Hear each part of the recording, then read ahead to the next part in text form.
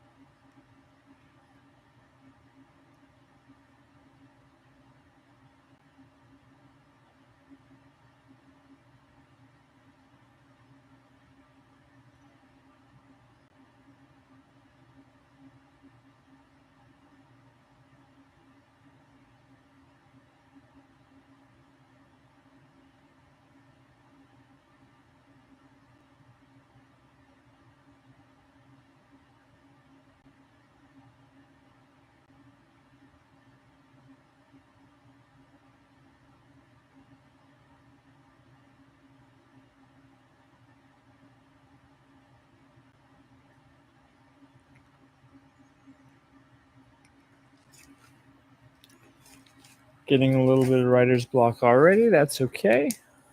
Just write down some stuff, break through it. A lot of times when I'm getting writer's block, I try to just take a step back and figure out, you know, what's the function, what do my characters want in this moment. That usually helps the clarity and helps the writing.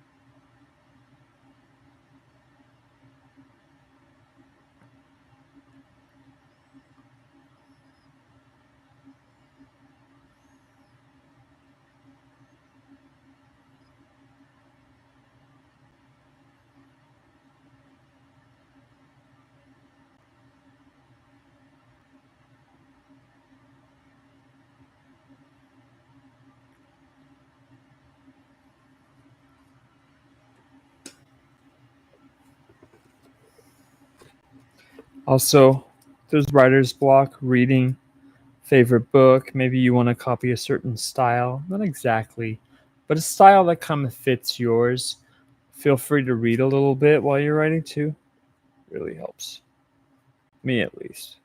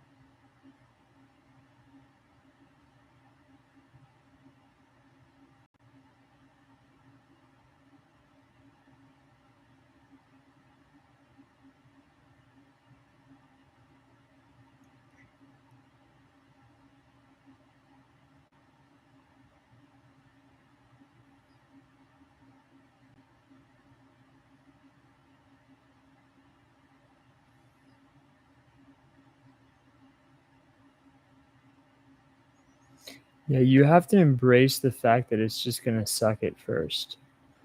If you can beat yourself up about it, beat yourself up about it. But really, that's how it goes. The first couple of days, the whole first draft is you kind of just projectile vomiting out your story and just getting it out of your brain. You can pick the pieces up. It's kind of like birthing a monster. It's this kicking, screaming thing. It's not very functional at first, but I don't know why I said giving birth to a monster instead of just giving normal birth. But there you go. There you have it. We're creating a monster, I guess.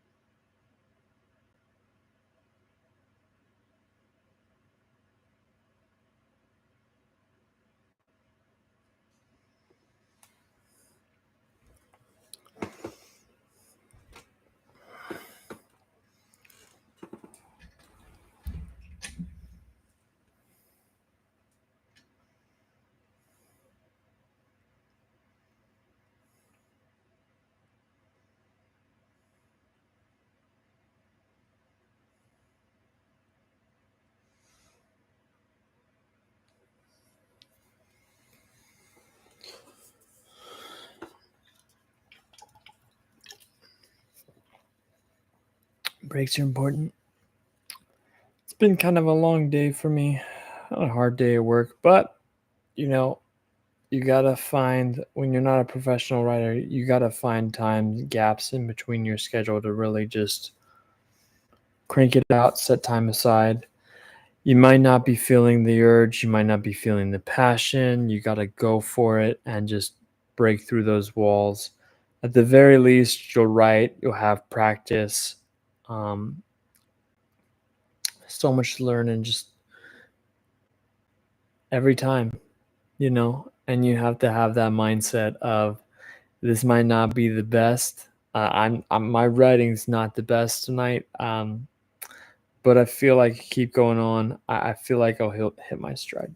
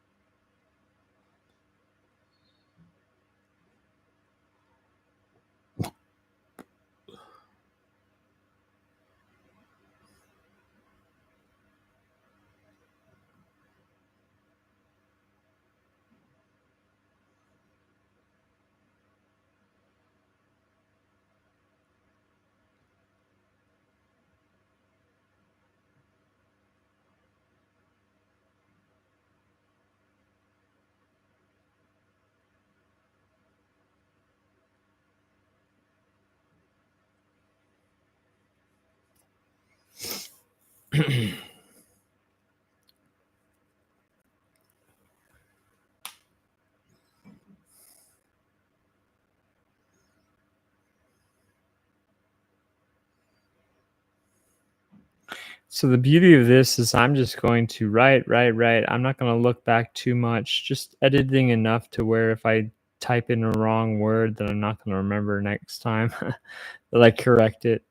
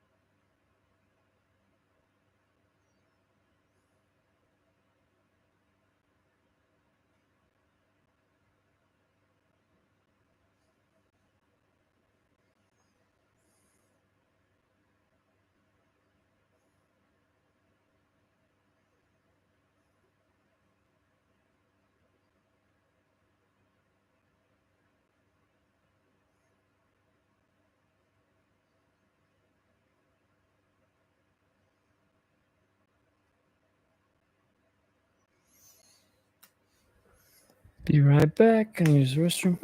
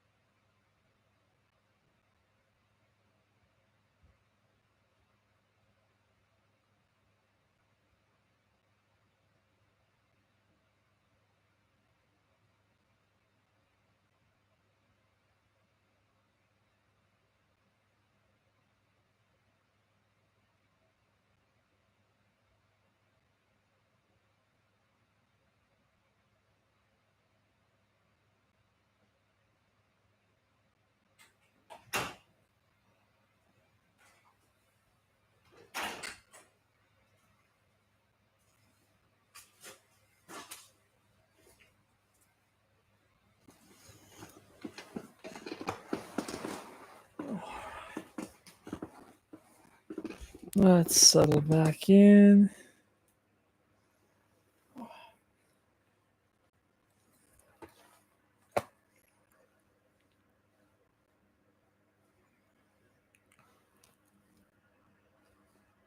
Doing pretty well. About halfway done with chapter 1. I generally tend to write on the slower side. That's okay though.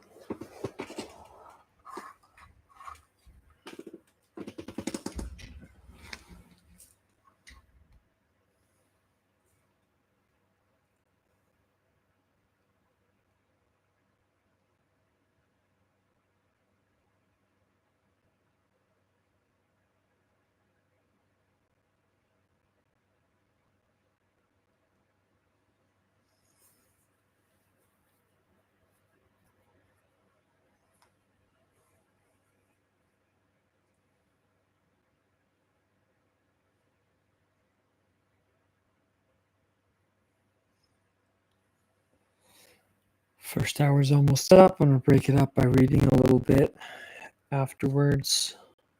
I think I can finish up this chapter.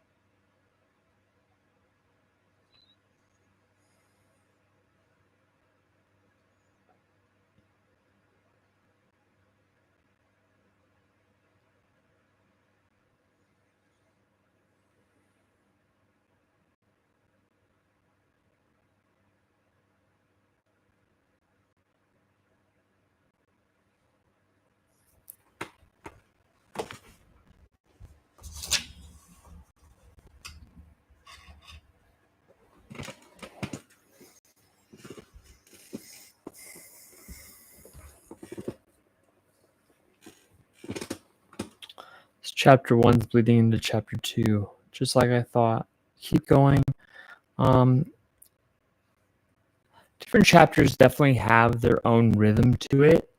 And I like to usually keep that intact, but when I'm first writing, first getting that edited out, I'm not sure when exactly one chapter is going to end, one chapter is not going to end. Sometimes I get a chapter that's a little bit bulkier. Sometimes I get a chapter that's way too thin.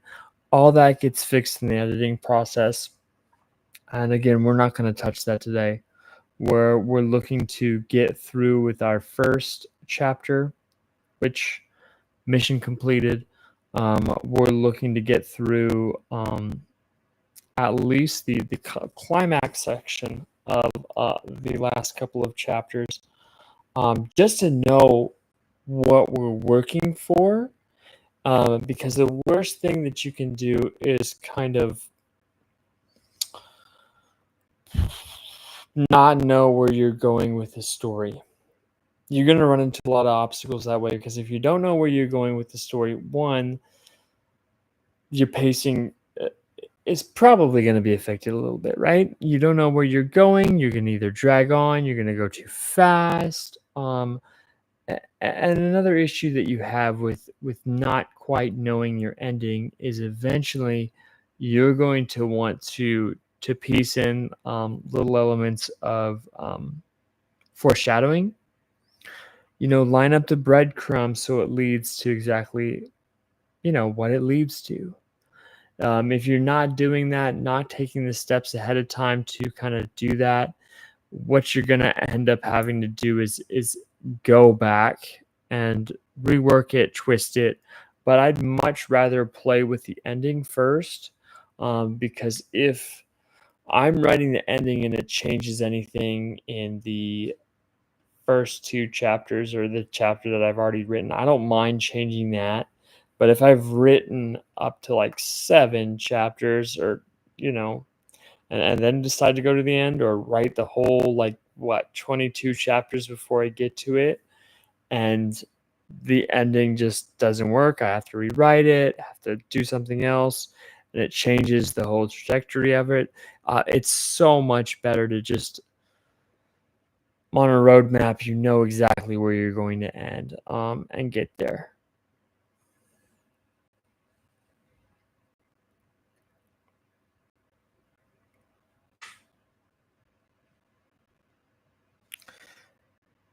All right, I'm gonna break it up with reading a little bit. Eventually, I'll probably have you guys decide if I ever do end up getting somewhat of an audience. If you guys are watching, please let me know what you guys would be interested in. I'm going to continue reading a little bit of Robin on the Oak Throne. Why not? I picked this book up at Target. Yeah, it totally is a sequel. I totally didn't read the first one, but that's okay. And so, trying to remember what even happened. Gosh, you ever get it to where, like, if you wake up early in the morning and then you stay up late, you can't even remember what you did earlier in the morning? No, that's just me. Okay. Wife. Had he just said wife? Let me do that again. Yeah, here's chapter 2.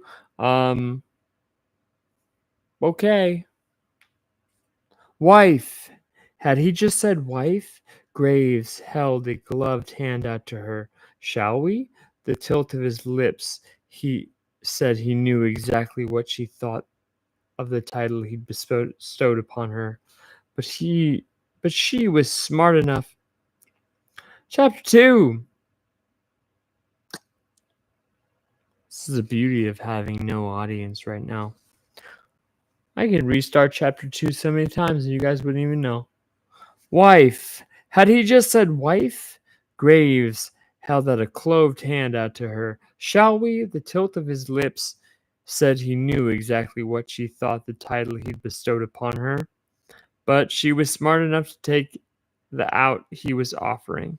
Husband, she spat back as she dropped her hand into his. His dangerous smile sent her stomach tumbling. It was unfortunate that she was still furious with him for his deceptions, because when those stormy eyes trained their full attention on her, passion and longing and anger mingled together in her core. Maybe she should go to the doctor for that. Heat like a furnace came off of him in waves. Okay. Her brain told her that was just the force of his magic, but it was hard not to feel the embers of spark to life between them. Miss me? He teased in his crisp British accent. Oh, is this? Okay. She tipped her chin up, refusing to let him think he rattled her ever so much. He lifted her hand to his mouth and placed a kiss full on position on her knuckles. Sparks turned into flames, licking up her wrist, elbow, shoulder until her chest was flushed and warm. His eyes dipped briefly to her low neckline and then dragged up her neck to her equally warm cheeks. The fire in his gaze made her swallow. Monsieur, the vampire said with a practiced bow, I'm required to take her to security for trespassing. Graves' attention snapped to the guard. His expression turned on a dime to severe and merciless. He twisted into the monster she'd met all those months earlier when she'd been tasked to break into the library and steal a ring. The job that should have been impossible, but thanks to her absorption magic, she had succeeded in bypassing his wards where the others had failed. Putting a target on her back instead of killing her, Graves had offered Kierce a job, propelling her life on a whole new trajectory. Look at him now. She couldn't see anything other than his cruel monster who radiated sinister energy. Except that wasn't who Graves had been to her. For a time, she'd even thought that she could read him when no one else could. How wrong she had been. Did I ask for you to speak? Graves demanded. The vampire took a step backwards, realizing his error. The girl in the alcove melted into shadows. Just another day with volatile monsters. Graves dismissed them both. He drew Kierce against him, slipping an arm around her waist and pulling them nearly flush. Her head felt dizzy and her heart raced at the contact. She wanted to pull away. She wanted to stay there forever. Well, which was it? Which is it? Then all thought fled as he dipped his head down and nipped at her neck, leaving a mark that said mine, mine, mine. He's doing this in public? Yeah, I'll never understand public affection, I guess.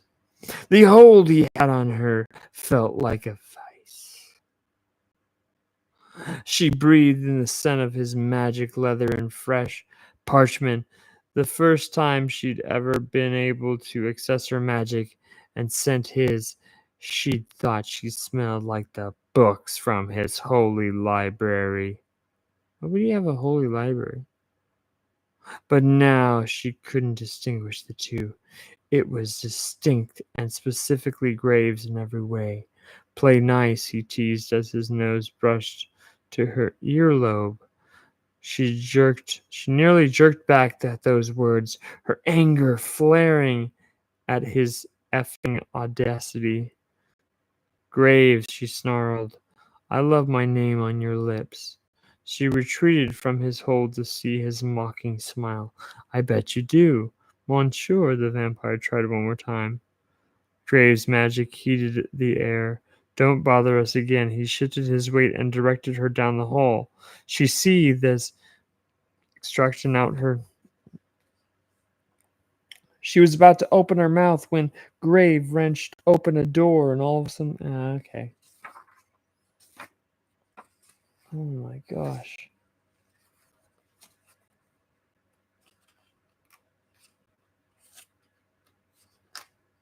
The chapters are kind of short.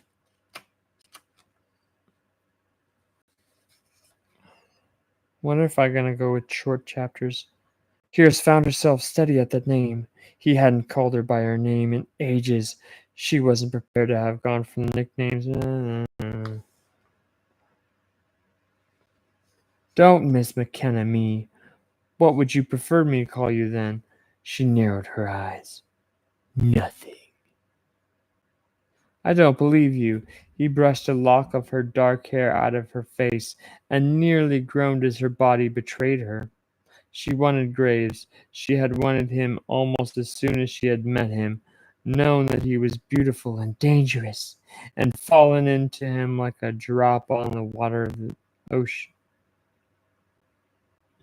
Whatever. But wanting him didn't mean she trusted him, and she didn't know how to move forward without that. So she pulled back and said, You shouldn't be here. He waved a hand around the closet. No, I certainly had other plans tonight than to be stuck in a broom cupboard. You're the one who stuffed me in here. You were caught, he snarls. And it was, after all, she prided herself on stealth. I was doing fine before you interfered.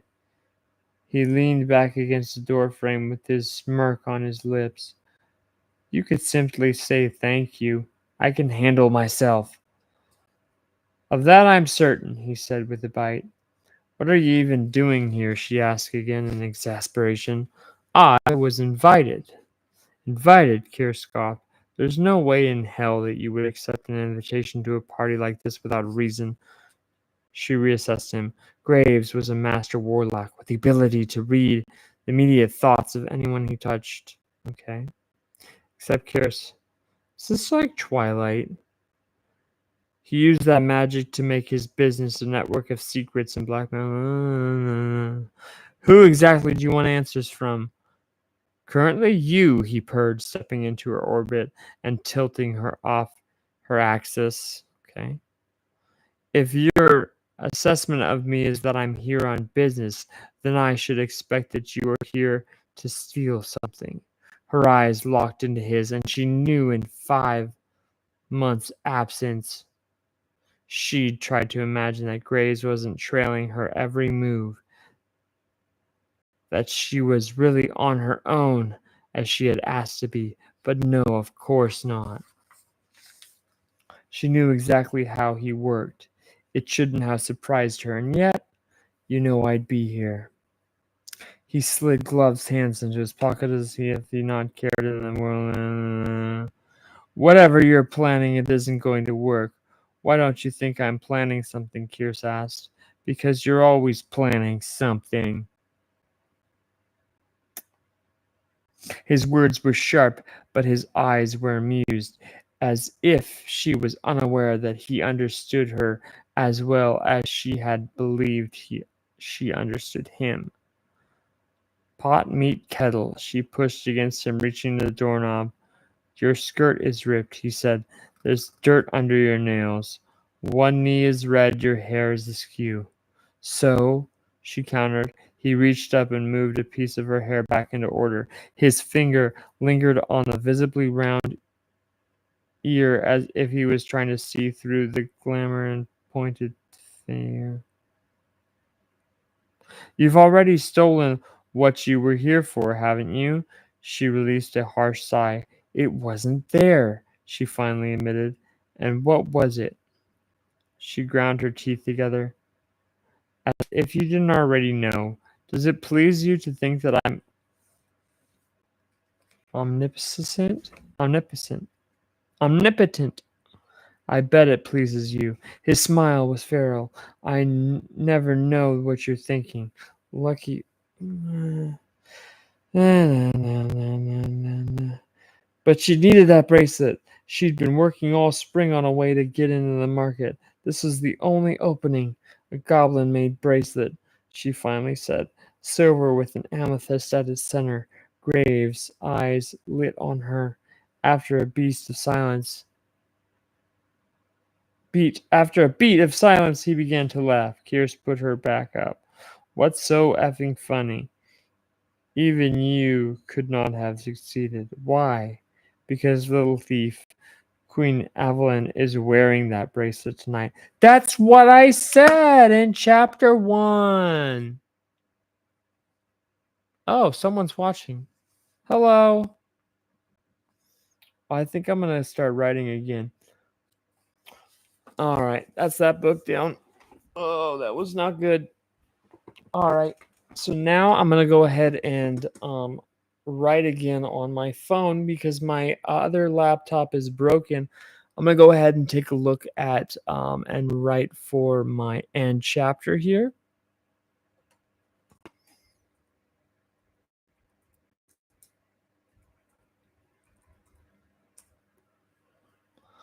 And so,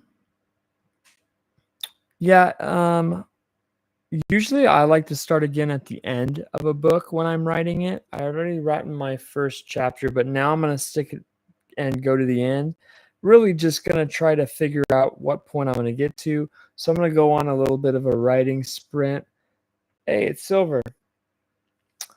And yeah, see where that takes me. So I'm going to go for about 25 minutes.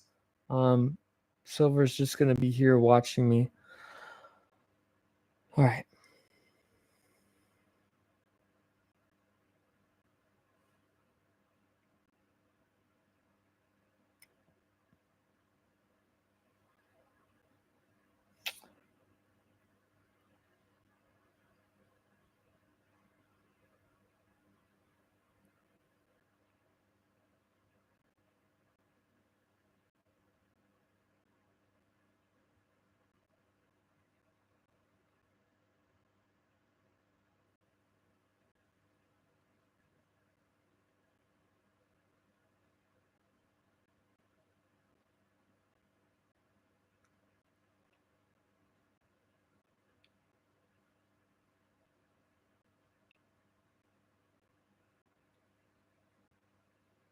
Sorry, Silver, this is probably a boring part of my stream.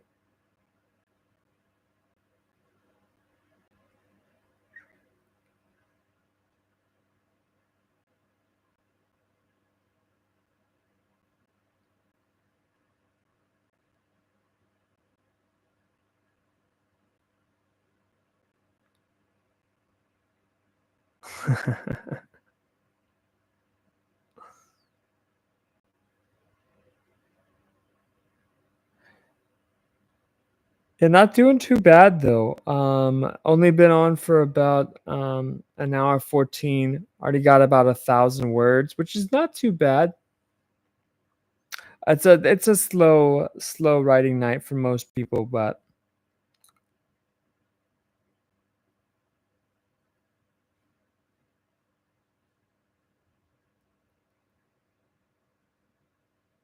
well, you missed it though. I read a really interesting chapter 2. Not so much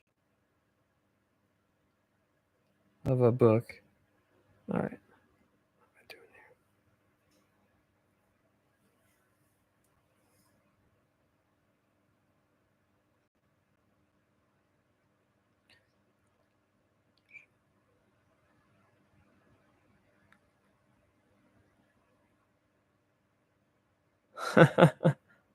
I don't think so. Well, that is, yeah, it is faster than George R.R. Martin.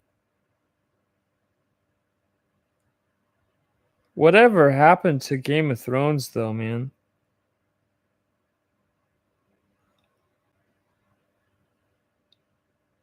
I still think season 4 has to be the best of Game of Thrones without a doubt, right? It was a really Tyrion censured season.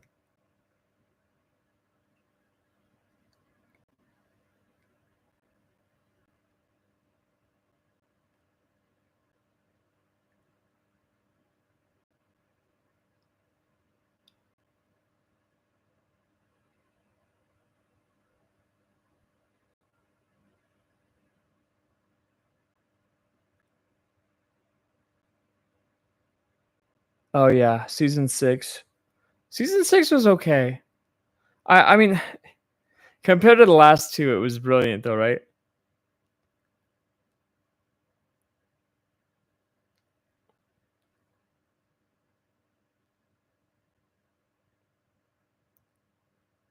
So if I mean I'm only talking to you, Silver, because you're the only one here, but this is my first attempt at writing a romance novel.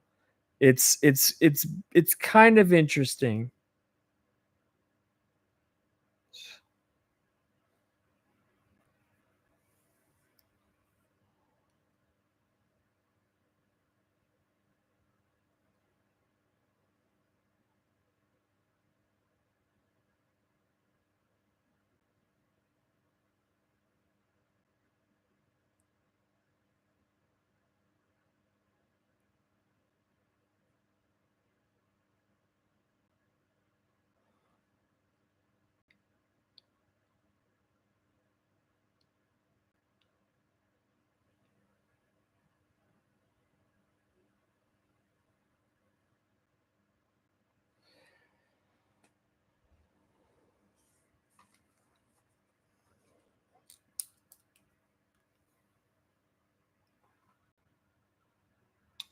Got about 10 more minutes on this writing sprint. Then I'm going to read another chapter of that really, really weird book.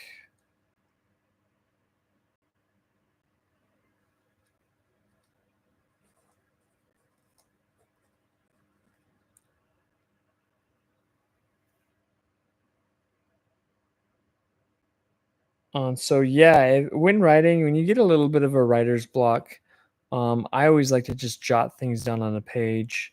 Um, Standing up, getting something to drink, all helps. I mean, if you've been writing for an hour or so with a couple of breaks here and there, it's definitely gonna take a while, especially if you are new to it. And for me, this is my first time again that I've been writing in a while. So pacing yourself, knowing that it's not going to be perfect when you first start off. You're really just looking to get all your ideas out, and especially for writing the last couple of chapters, you're really just trying to stick the landing here. There's not too much that needs to be worked out, and obviously you're going to change things as you go. But if you have a really solid ending down in place and you've written it, it's going to be so much easier to just connect the dots later.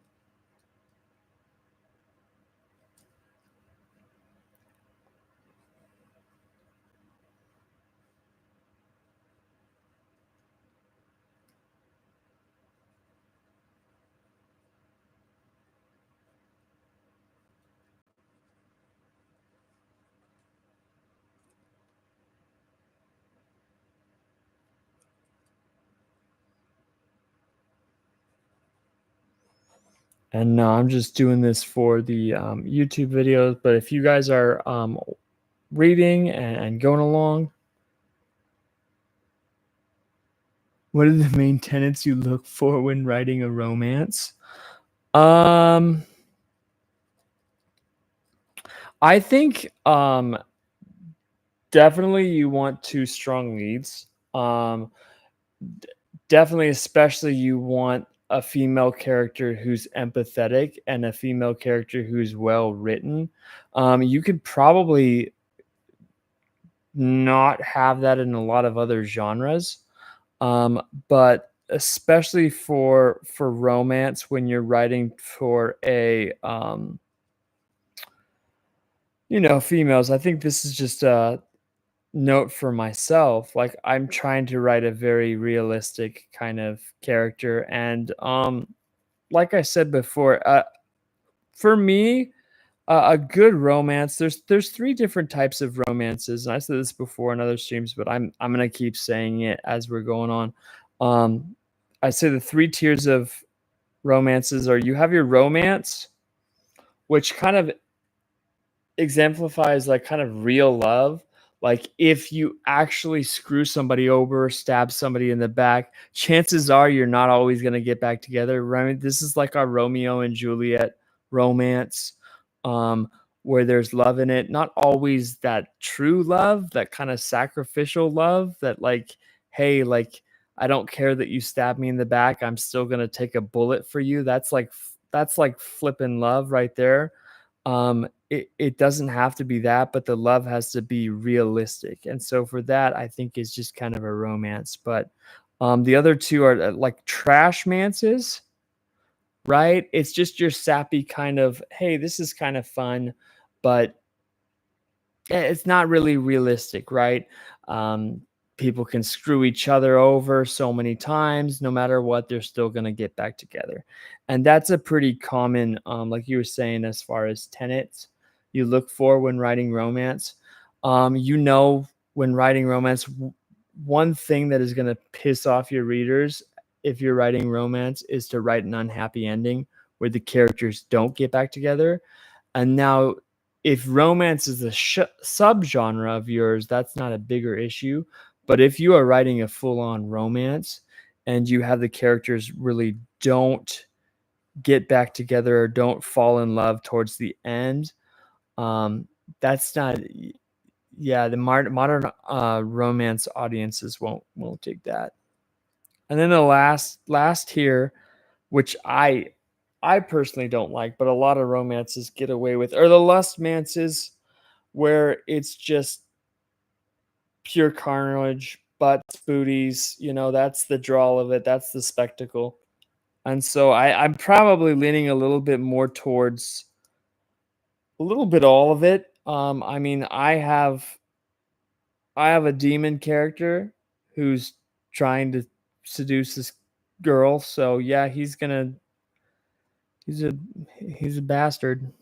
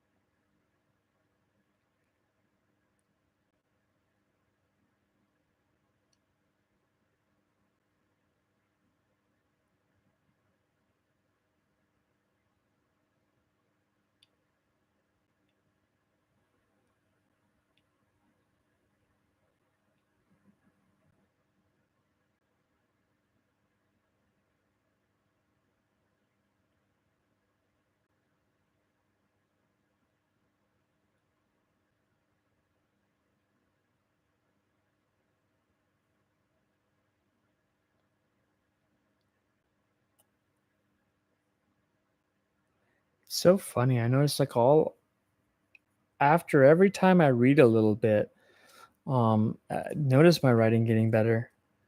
And that's a trick too. If you're stuck, just read a little bit here and there.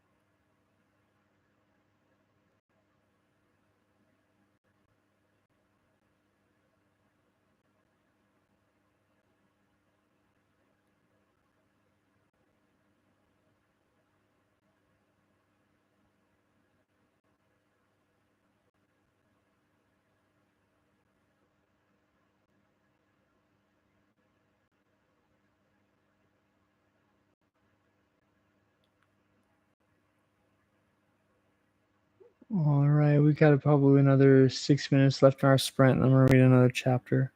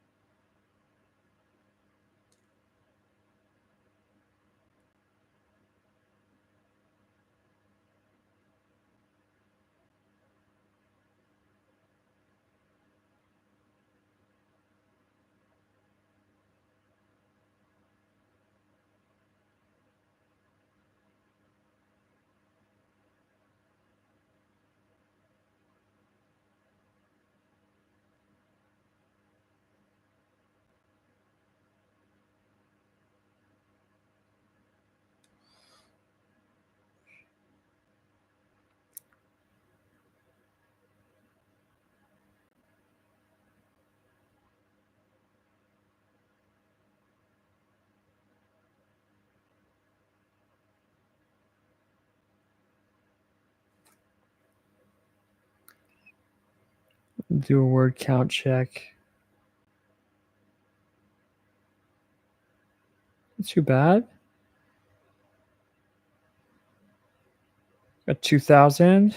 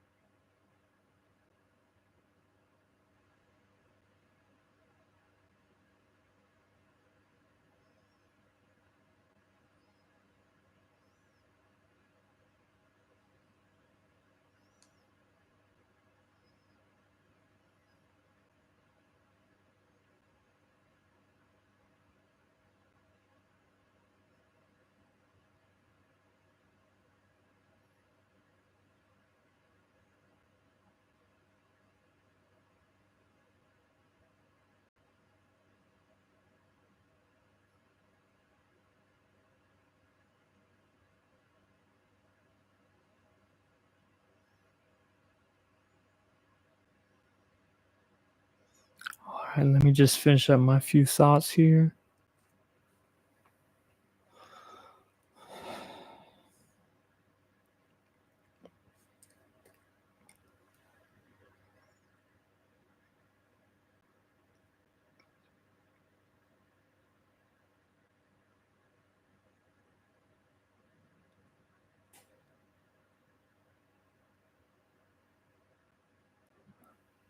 No worries.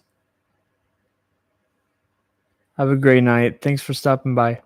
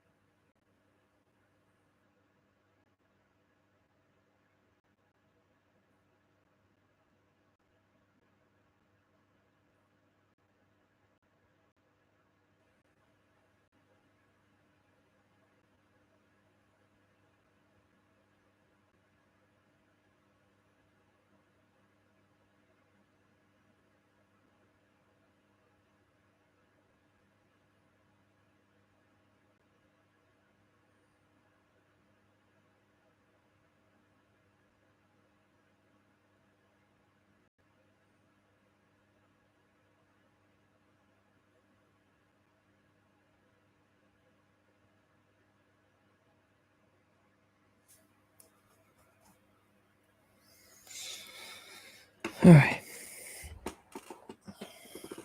Pause here. Check again.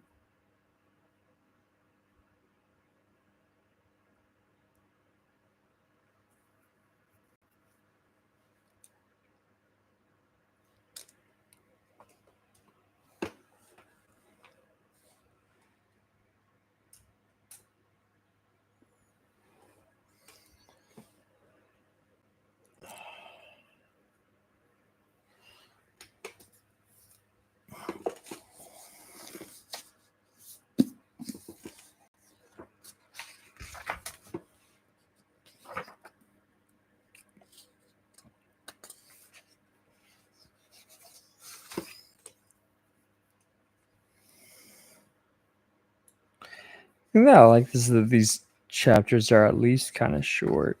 Where was I?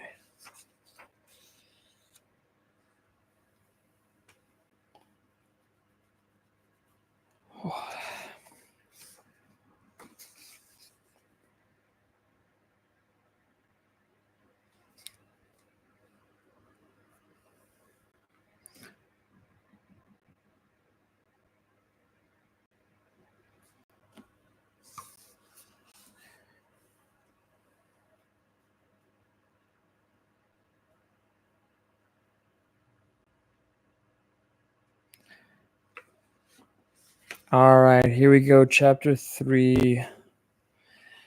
Read and roast. Let's do it. Nothing has really happened before. She's still looking for the amulet. She broke into a place. Nothing happened. Let's see. Graves made it seem like a problem that the queen was wearing the bracelet, but it wasn't a problem. It fixed everything. Even better, she said. Then she jerked the door open and strode out. I love that word. Strode is such a good word. Graves was hot on her heels as she navigated the never-ending corridors. You cannot think you'd take it from her. Kier smirked at him. And why not? She's one of the oldest living dryads, and you are in her domain. She's the queen of this democile. And tonight is a night where every person at the party can have an audience with her, which includes me.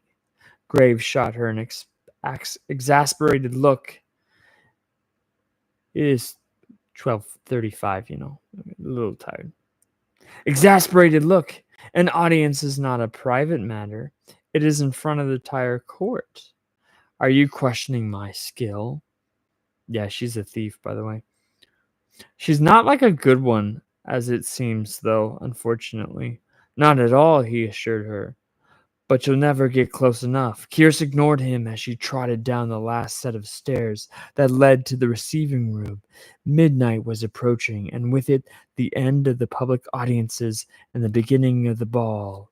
She had to get to the queen before that happened. A pair of guards stepped toward her with menacing glares, but backed off at the sight of Graves.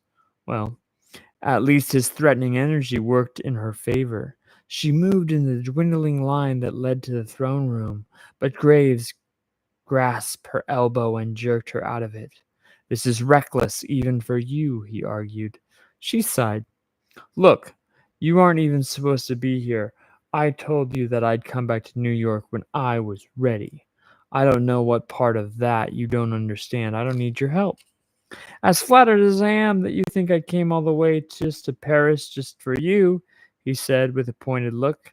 You need my help to extract that from the guard. She snorted, like I couldn't have handled that on my own, without leaving a trail of bodies. What were you even doing in that hallway anyway? Lurking. She rolled her eyes. Can you ever give a straight answer? Can you? I don't have time for this. For you, she said, pulling away from him. Contrary to what you think, I'm not acting reckless. I'm going to scope out the room. But he grasped her elbow again before she could leave. I'm trying to keep you from getting thrown into jail.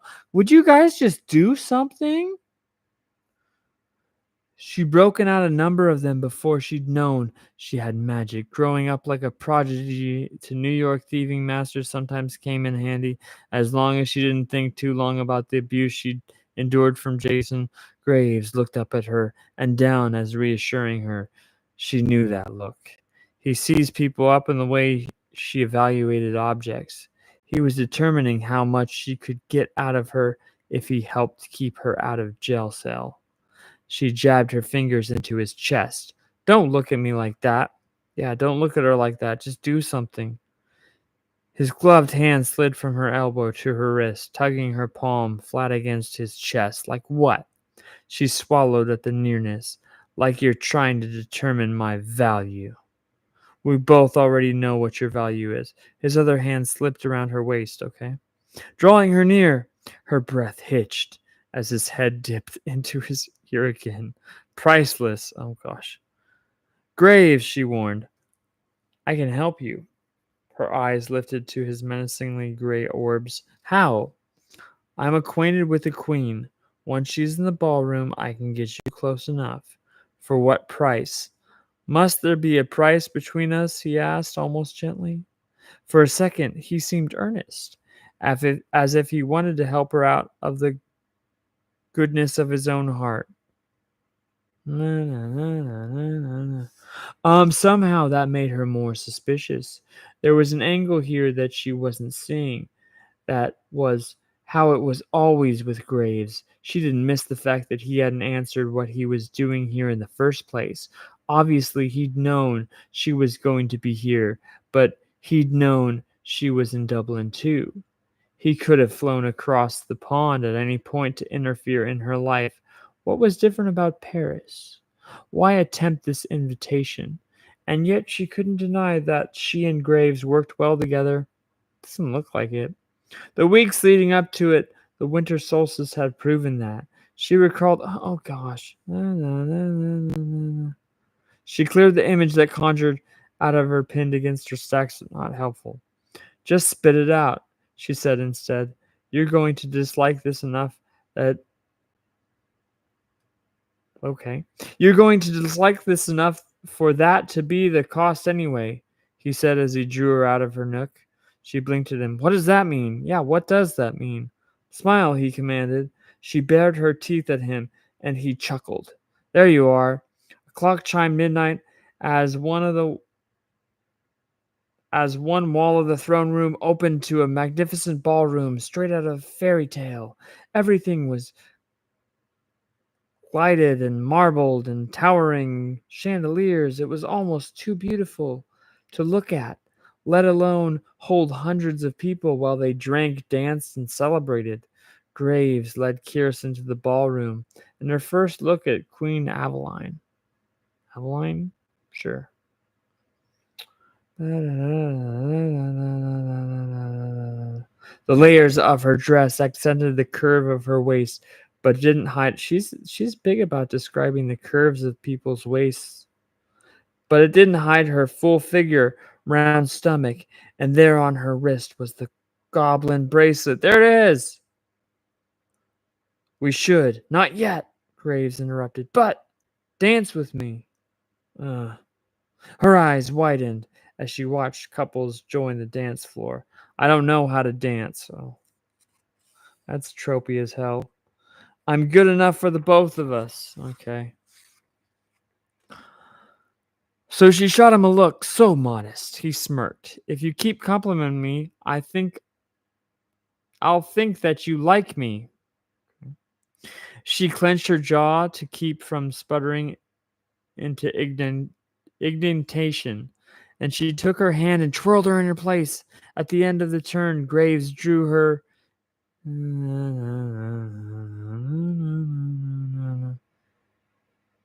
Relax, he said. Easy for him to say. He clearly was incredible at this.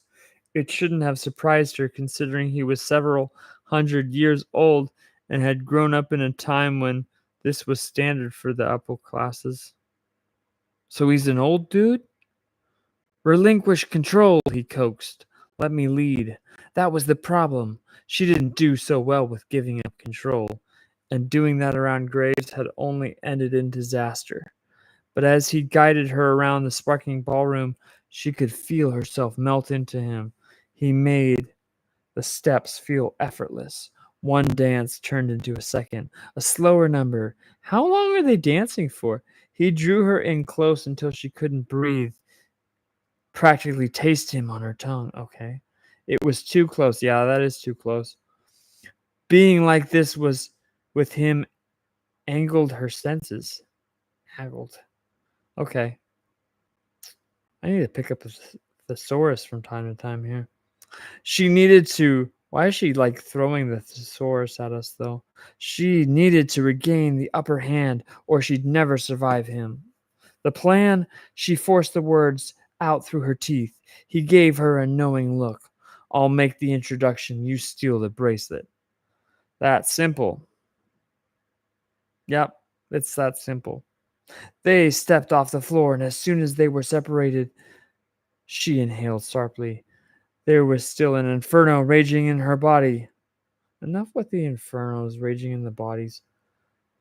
Her cheeks flushed as she followed him through the crowd. She was irritated with herself for letting Greaves steal that reaction from her body. He was the liar. He betrayed her. He shouldn't be able to elicit this response. The queen sat on the gilded throne, watching the crowd with a smile on her round face.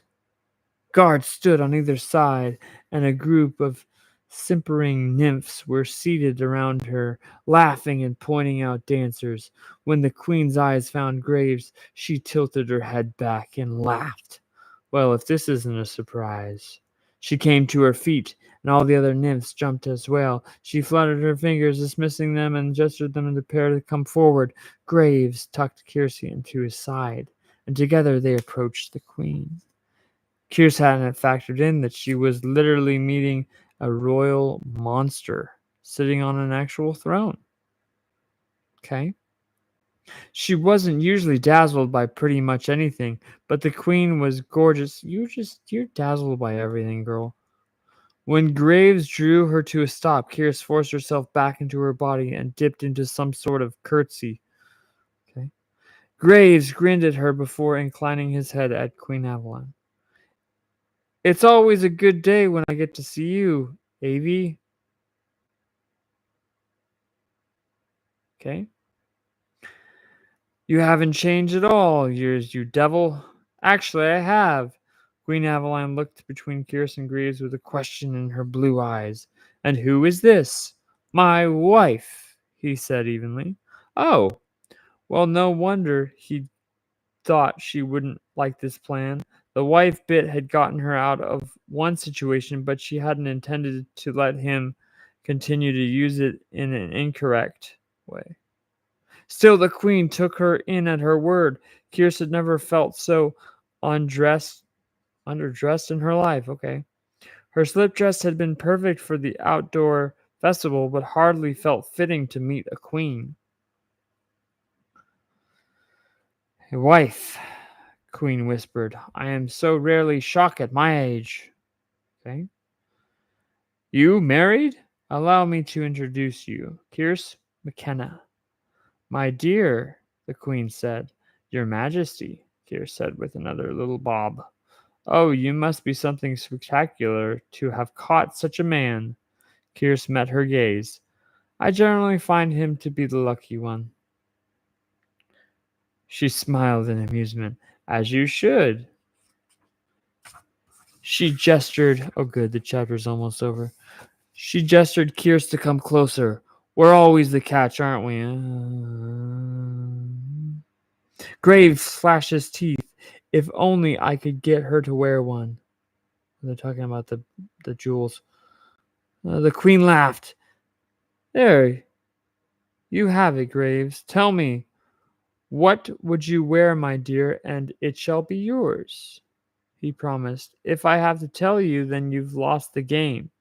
Noted, he said with a knowing smirk. Personally, I'm a fan of something understated, the queen said. Enjoying the spectacle, she put her hand on Kierce and winked.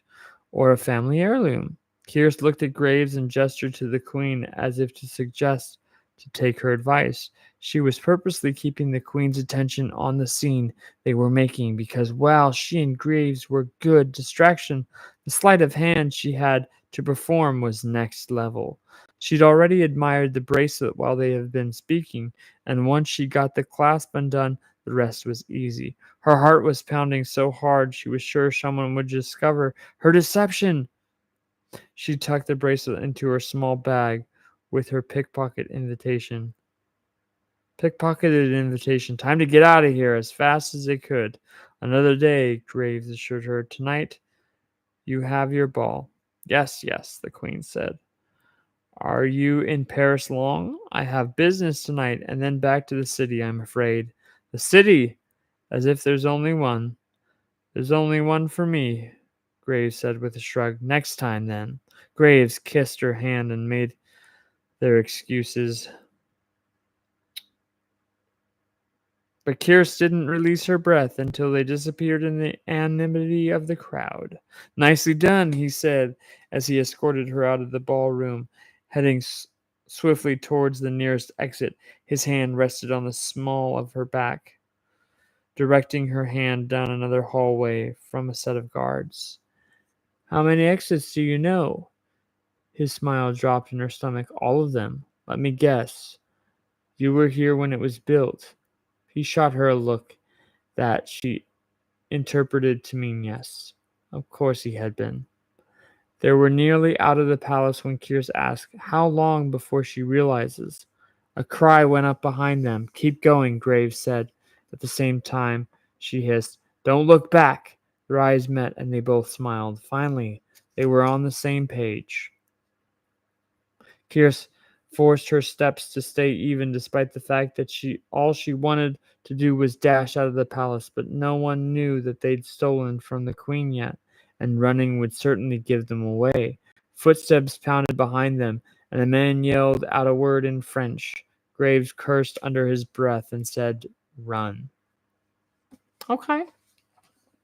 Getting better, getting better. I like that. I think we got one more sprint in us. We wanted to last till 2 o'clock. Maybe I'll be lucky enough to last till maybe 1:30. Let's see. 40-minute dash for everything I got. Let's see. Still gonna end up writing that last chapter. Again, my laptop is broken, so I'm going to go ahead and use my phone.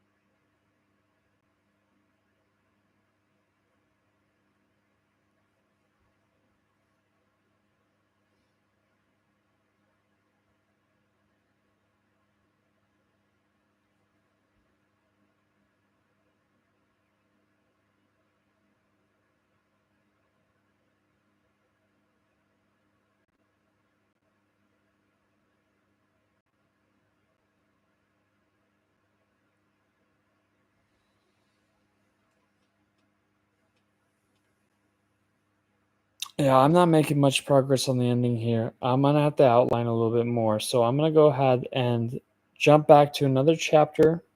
I usually like hopping around from chapter to chapter. It definitely does help when you have a little bit of a writer's block, and that way you can just keep going and not give up, not stop writing.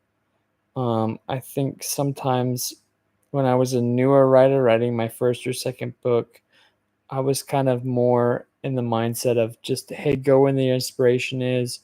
But sometimes changing chapters works just as well, and you still get to write, you still get stuff done.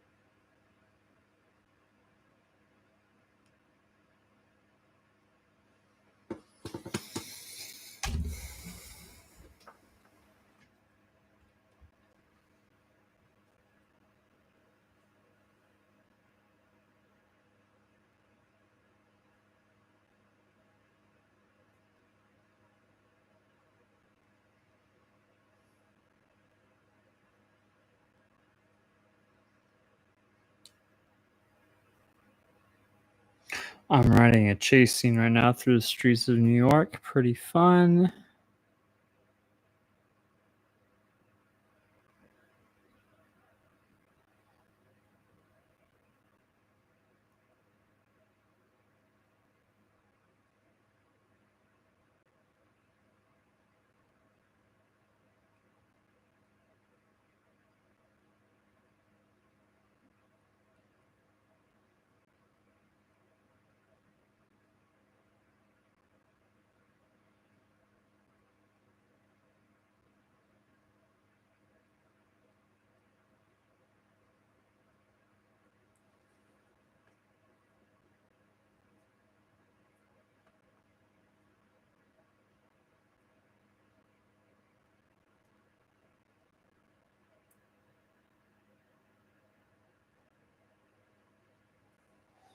All right, guys, I'm losing steam. I'm gonna live to fight another day or to write another day. I'll go for maybe about 15, no, 10 more minutes, and then I'll wrap up. And that's all I got left. Thank you guys so much for watching. Again, we kind of just covered basically what to do when you start writing. Just go for it. You might not have the best outline. You might have to jump from chapter to chapter. But if you're writing, go easy on yourself with the first day, especially the first day. You're really just looking to develop kind of a habit. Um, and you're really just trying to get all the ideas out of your head. If you've accomplished those two things and keep going and are enjoying it, I mean that's a success. It doesn't matter how many books. It doesn't matter how many words you've written.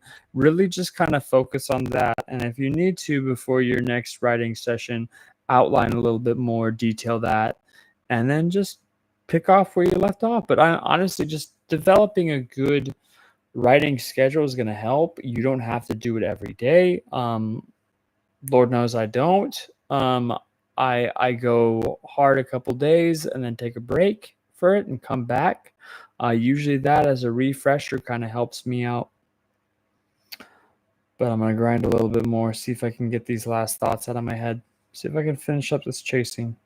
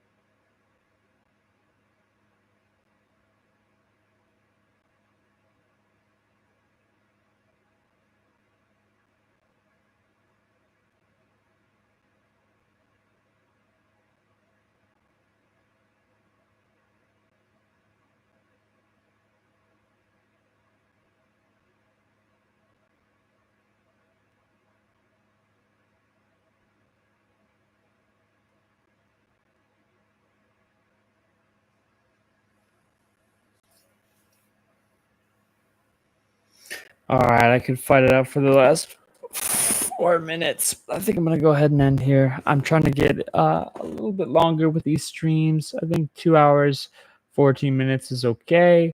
Want to shoot for maybe a 3 hour, 4 hour stream next time. But I'll be writing here and there. If I'm up tomorrow at 5, I'll probably be streaming then. Just trying to get this out. Thank you so much again. And take care. Oh, we got another person in here. Hello, hello. We got someone else that hopped on the end. You're just joining me. We're finishing up a little bit, but I mean, we could stick around for a bit longer. We're writing a novel. We're trying to write a best-selling novel, and we're seeing how we're doing with it. Right? I wrote my first chapter, wrote a second one, got about close to 3,000 words on the stream. Not quite there, not quite as much as I wanted to hit, but I'm a slower writer. But yeah, I don't know who just hopped on, but if you want to look at some of my other stuff that we've done, go for it. I'm gonna head out before I fall asleep and crash my face in the computer. See you guys.